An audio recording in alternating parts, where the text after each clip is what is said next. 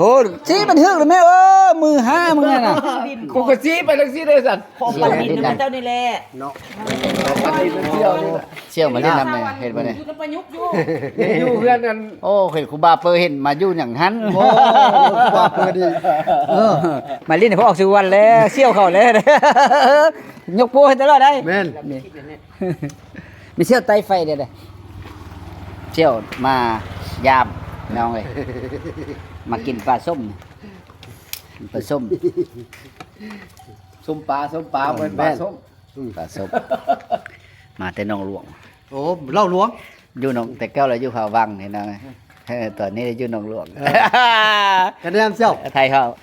เกือบ อย่า ตาย อย่ากลับคืนไปเขาวังอีกเด้อกลับคืนไปก็พอบ้านก็ฮับอยู่แล้วเนาะโอ้ตายเฉย พอบ้านก็เป็นไอเชี่ยวเฮ้ยย่างเนี่ย บ่บุญมีสิบ่เอาที่เฉยเห็นว่าดี บอกเอ้ยช่วงนี้ก็มีคนไป